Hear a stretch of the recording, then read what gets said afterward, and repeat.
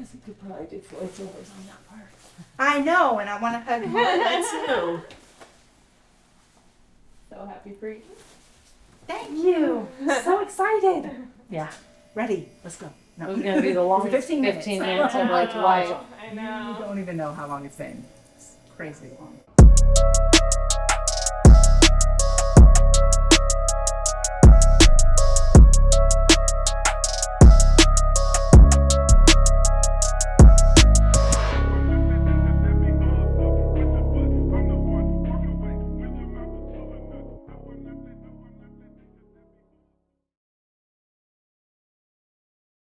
My name is Patricia Tiller. I go by Naja. I was released today from Helen B. Radcliffe work release. I was given a clemency, sentence commutation. Today, Ginny Burton picked me up.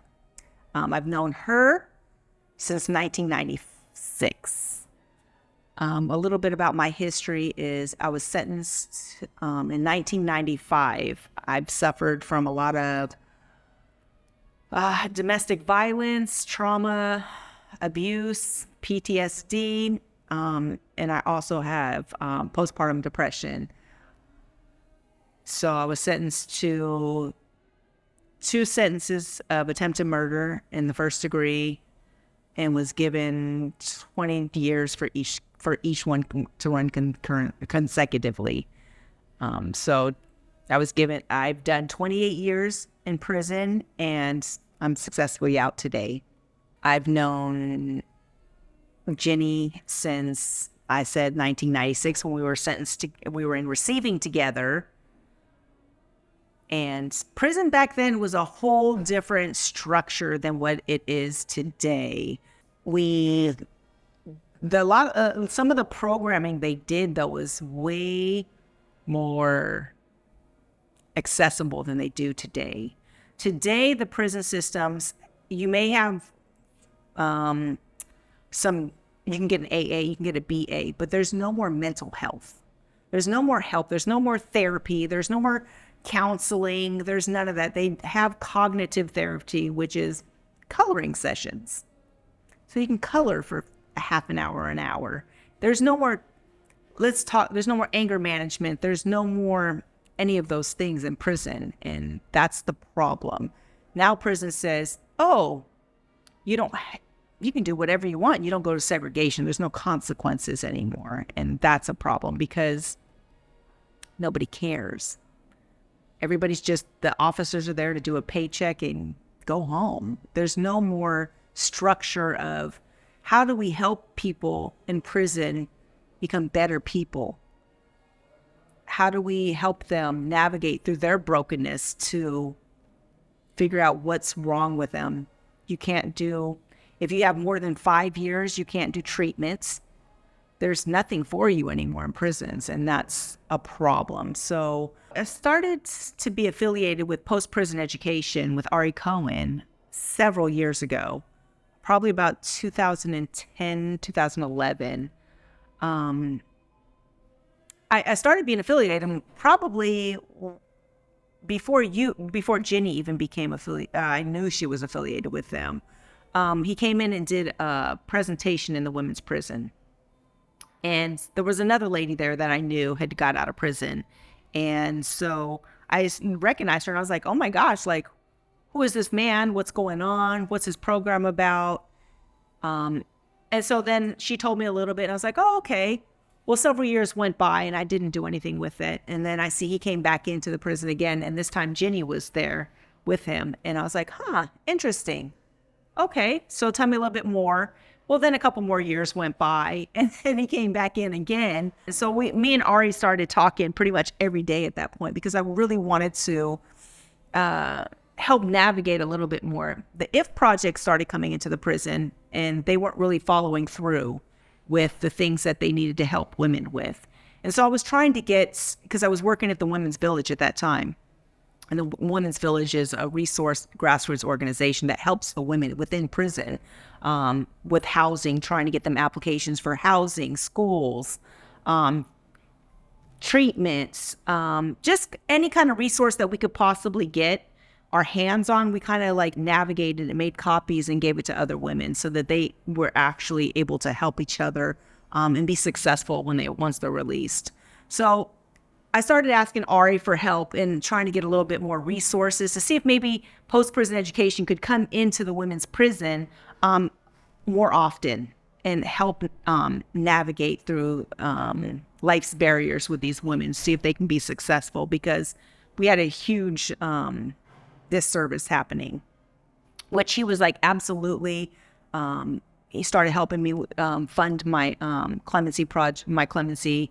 And so that was actually beneficial because I was going to end up, once I had my clemency, I was supposed to go work with post-prison education and be a navigator for resources for the women's, for the prison.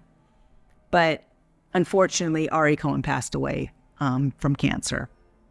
And so therefore, I had to scramble and figure out what is it I'm going to do now. I don't have a job. I don't have a place to go. And my friend Ginny was saying, you can come stay with me and her husband. And so I was like, wow, that's amazing. That's an amazing thing. So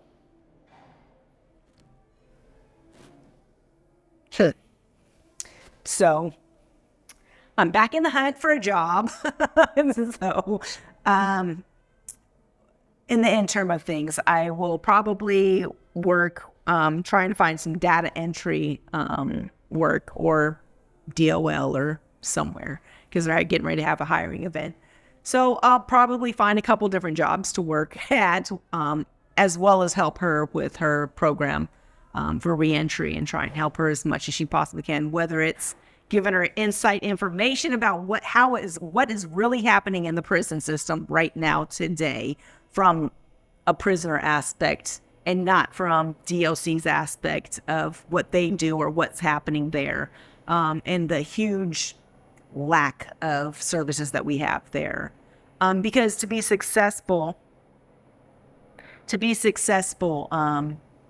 we need to see all avenues and all angles of everything to help everybody out in the process of it. So in June 8th of 2022, I was releasing 2 work release.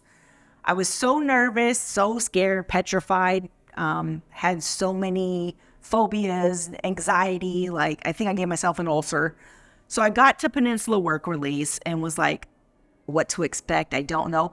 But the amazing thing about Peninsula work release is several of the officers that were at WCCW had moved to Peninsula work release. So I seen some faces that were just there. And so just seeing those faces actually brought down my fears a little bit, because I had interactions with these officers before and they were successful.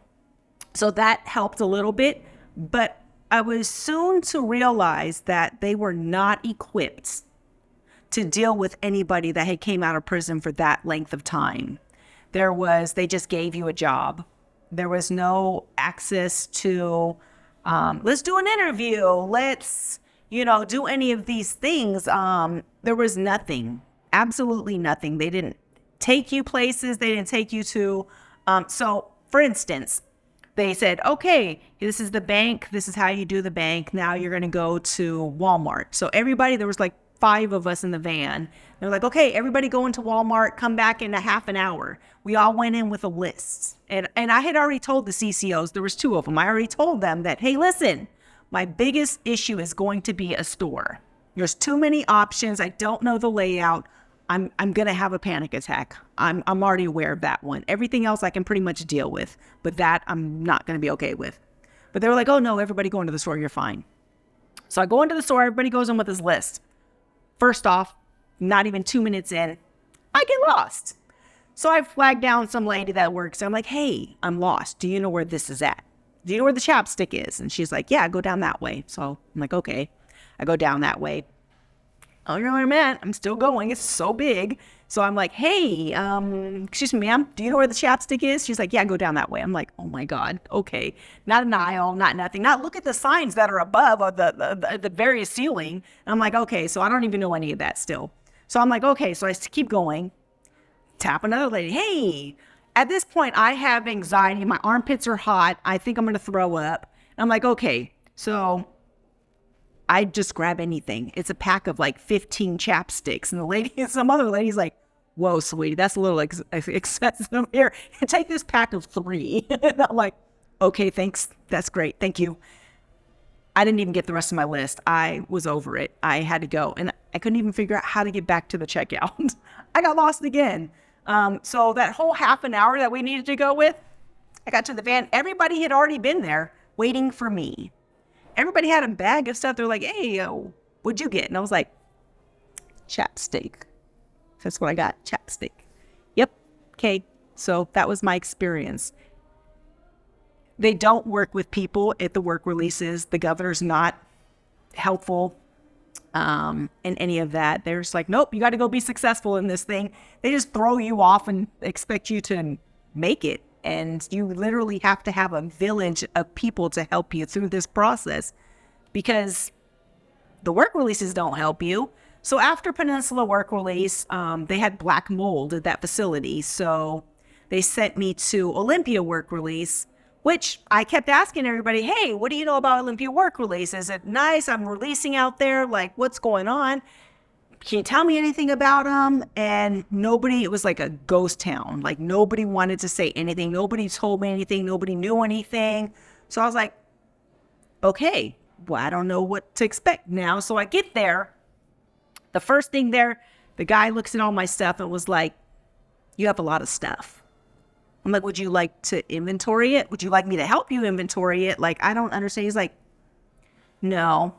And so I sat there for an hour while he looked at my stuff and then handed me a piece of paper and says, why don't you just write everything down? Oh, okay. So I wrote everything down that I had. And I took it all to my room after that. Then another lady asked me, like, hey, so here's your orientation. Just initial this, initial this, initial this, initial this. And that was my orientation. So I was like, okay. So when it came to times to do my chore details, like where does it look? Nobody showed me. They just kept saying it's over there on the wall. There's many walls in that building. Nobody told me. Nobody showed me. Nobody told me anything. Another resident had to tell me. The case manager is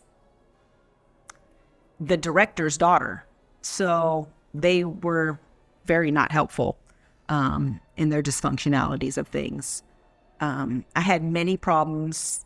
I was the only female in that facility at the time, but yet they told me I had to keep the hall door locked. And then it turned into days later, oh no, you have to keep your room door locked. And then you have to turn in your key when you leave the facility. But in prison, I always had my key on me and I didn't have to turn my key in any time. So the work releases are they're not systemically the same. Everything is different from each facility, and they don't prepare you or talk about these things. So they're not conducive to helping you in your reentry. So that was a huge problem because they ended up sending me back to prison for 5 trumped up major infractions that I had to fight because they were trumped up in lies. I'm reading these infractions that are about me and I don't even understand these infractions. I'm like, well, what are they talking about? When did this happen? And the hearings officer said all of these were unfounded. So instead of me going right back out after my hearing, even though the hearing officer says, oh, you can have witnesses present at this thing. So my attorney was trying to come in to help me present, because she was gathering all this information from everybody. But yet, at the very end of it, DOC denied her access to coming in. But yet the hearings officer says she was allowed to come in. So, but yet nobody would allow me to call my attorney either because I was in segregation. So I couldn't even call my attorney. She couldn't come in to present. And so I'm like, well, is this a systematic system to fail? Because if I didn't have a whole lot of people to actually present and explain these things to me, then, or even talk about what the problems were, I kept meticulous notes about Olympia work release. emails that they turned around and they were reading my emails because I had to give them my password to my emails. So they're reading all my emails that I'm sending out and they're using it against me. And I'm just keeping a chronicled, detailed list. They had maintenance workers outside my window and did not tell me. So my window's open. What if I would have been getting dressed? Some weird random man's face pops up in my window. Who would not be scared if you did 28 years in prison? Prison tells you when there's maintenance workers outside the windows. Everybody tells you these things if they're outside people, except for this facility. There's a problem, but yet nobody looks at the huge scope of things. When I got back to prison after those infractions, I was telling the officers and sergeants and lieutenants about all these problems that I had at this facility. And they were like, Patricia Tiller, we did not send you to that facility. We sent you to the Peninsula. We would not have sent you to Olympia Work Release because of that, because they are horrible. But yet I still ended up there. And I said, well, I don't know. Nobody told me anything about this facility. I couldn't do anything about it. I have a green badge. I just did 28 years in prison. I have no executive say in where I'm going or what facility I'm going to. So again, after Olympia Work Release, I beat my infractions. I'm waiting to go out. I was supposed to go back out to that place, but they pulled me off of that chain. So when they pulled me off of that chain, I requested to go to Spokane. I said, hey, Spokane always has beds. How about we go there? They said, no, we're not going to send you there. We're going to send you out to Helen B. Radcliffe in Seattle that is not even opened. But you're going to have to wait a half a month more. And so I waited another month in receiving. They would not let me go out to a campus. They would not let me go to another unit. They held me hostage in receiving, and that was the superintendent. And yet they turned around and said, oh, no, you never did 6 months successfully in work release because we held you hostage for 45 days, even though you beat your infraction. So I went back out to Helen B. Radcliffe for a couple more months where they failed to turn in my 35-day notification. And so I was supposed to originally get out November 28th with my 10-day. That turned out to, because of a 709, because I asked the man for less than 30 seconds how long he was going to be in the laundry room.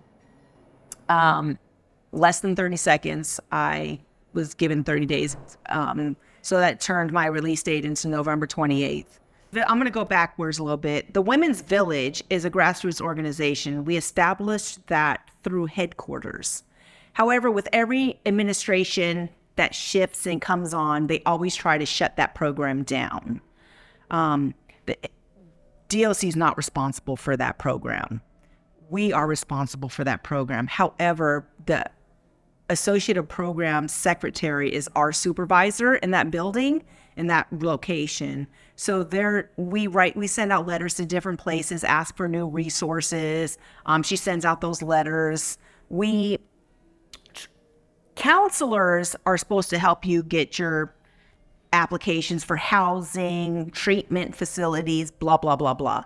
However, the counselors end up telling these offenders, whether in receiving or other units, oh, you should kite the Women's Village for these applications. Oh, you should kite the Women's Village for these things. Even though the counselors, that's their job. So they're overworked. I don't even know what they really do anymore, but they're not doing what they're supposed to be doing. DOC is systemically failing in helping women. So it's the women. So sometimes we can't even get our own resources in the Women's Village, even though we're sending out 50 to 100 letters every week. So what we're doing is having our families contact different organizations. We're having our families Google different things to try and get these addresses updated in our system or resources. And then once somebody gets that, then we word of mouth it and hey, can I borrow that pamphlet that you just got? And I'll give it back to you after I make some photocopies of it. And then and that's how we're doing help to try and help other people is by that avenue. We've asked the superintendents for help. We've asked many different people, organizations, DOCs, to no avail. We get no help.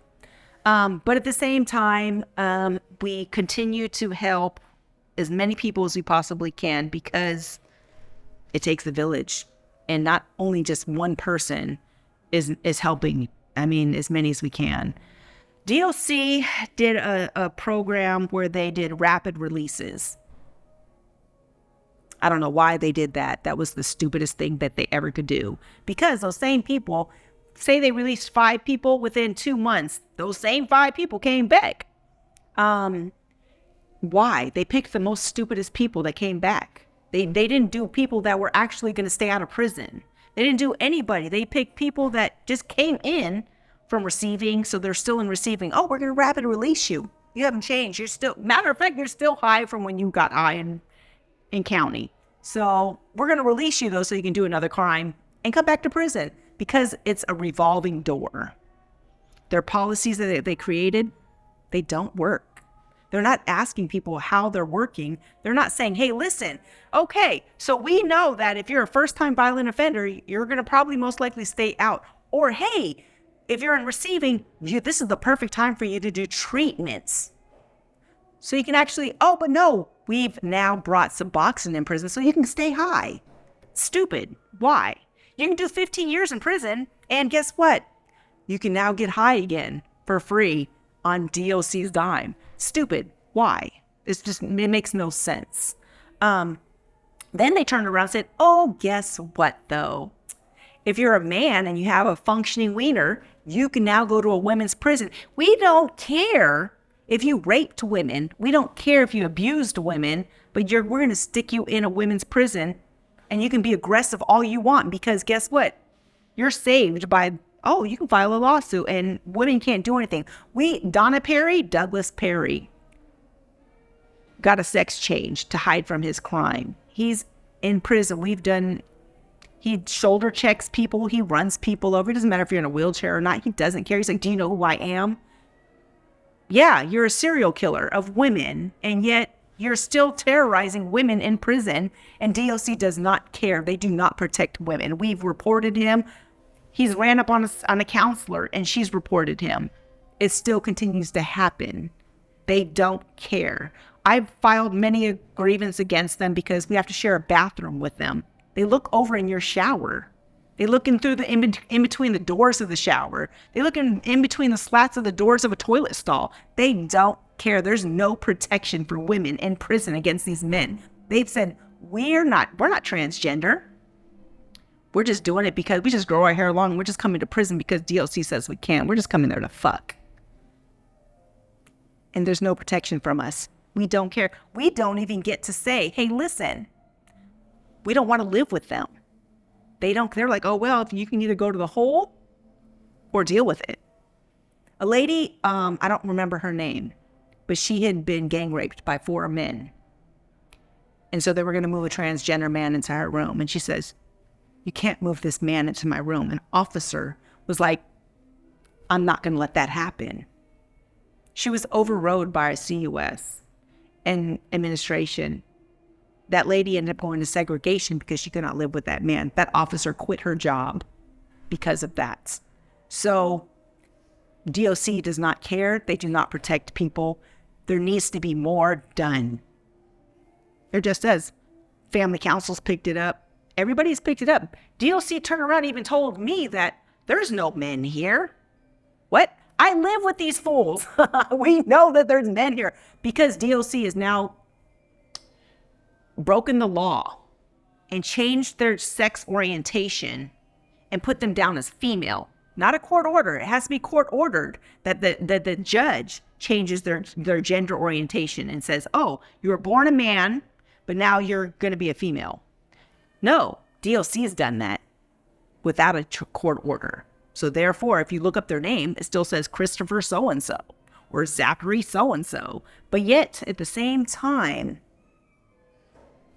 oh, they're female on DOC's watch. So like there's a problem with their policies that they make. Who's making these policies? Who's doing these things? Disability Rights Washington, but they don't care about your First Amendment rights. Your First Amendment constitutional rights trump state policies, DOC policies, but they don't care if they violate your constitutional rights. United States constitutional rights. They don't care. They hold your grievances hostage for a year, which happened to me in my case. So we've tried to bring up many classes. We've tried to bring up everything, and we're not successful because of DOC. DOC administration, headquarters, legislators have gotten involved. They've contacted DOC headquarters, and we have gotten nowhere, even on those things. So there's a problem, and it needs to be fixed. And we're trying as much as we possibly can, but we're failing. And so that's why I'm speaking out. The amount of women that in prisons that have suffered from any kind of abuse, whether it was PTSD, domestic violence, sexual assaults, whatever. I would say the percentage over all the years would be anywhere ranging between 92% to about 97%. We're not helping anybody. We're not when I first got incarcerated in 1996, I had so many amazing therapists, so many amazing counselors, that actually cared and helped. And you can't even get treatment anymore. You can put in a kite and they give you 3 sessions a year, but you have to be a S3, which means you're kind of crazy to even get help. And that's not okay. They now put Disability Rights Washington started this lawsuit and won millions of dollars for these transgenders to come to prison. Every single one that I've known that have came to the prison went through MSU. They've all pretty much come to MSU, and they're all in MSU, and everyone is there either for a sex crime, against a kid, against beating his girlfriend up with a baseball bat, killing women, and they're all in MSU. So many people have filed grievances saying, I've been sexually assaulted, but yet you're trying to put this man in my room. I can't live with this man. Why is this man in my room? Why is he in the bathroom? Why is he looking in my shower? Every single transgender person has active PREA cases, several of them. Not just one, but several. They move them from APOD to BPOD, APOD to BPOD, from many different rooms, and we still do not get to pick. They get to pick where they want to live, but we as women do not get to say, do not put this man in my room. I do not feel comfortable. There was a 19-year-old girl that they put this transgender man in with her. 19 years old. He took his robe off out of a shower, dropped it on the ground, and looked at her up and down like a little molester and said, you better not tell. She told the sergeant. The sergeant didn't do anything about it. Didn't care, didn't do anything about this. That girl was in tears and crying. She had to call her mom and say, Mom, I don't know what to do. I told the sergeant, I told the CUS, and nobody's helping me. And this man keeps looking at me like he's going to molest me or rape me. And I don't know what to do. I don't know. I'm supposed to be getting out soon. Do I go to the hole? These are things that they're happening. The women have filed all these grievances under women's rights and got shot down because their DOC has said, and disability rights have said, oh, it's a humanitarian effort to bring these men to prison because they're getting raped in prison. Some of these same men were the aggressors in the male's prison, but yet they're still bringing them to a women's prison. But they were the aggressors. They were raping people. They were raping other men. But yeah, you want to bring them to a women's prison so now they can rape women? Every single one has all these PREA cases in prison. One of them raped a woman who was on a meth psychosis. She had a equivalency of probably 15 years old. By state laws, she's not even competent to say consents, but yet he raped her. DOC kicked her out of prison 8 months early because she ended up getting pregnant. So these are things that are happening in a women's prison. Like, there's a problem here, and why can't we fix these things? You can't do it on a oh, the men came for a humanitarian effort, but yet we can't even get the women to help anything else. So they're filing grievances. They're doing these things on a women's rights issue, but they can't get right because DOC says, oh no, these men, guess what? They're women. So You're not, you're a woman against a woman. No, that's not true. They have functioning penises. Like, stop it. They're not females. I don't care what they say. I don't care if they grew their hair long and they put smile liner on. Guess what? They're still a man. And they're violating women.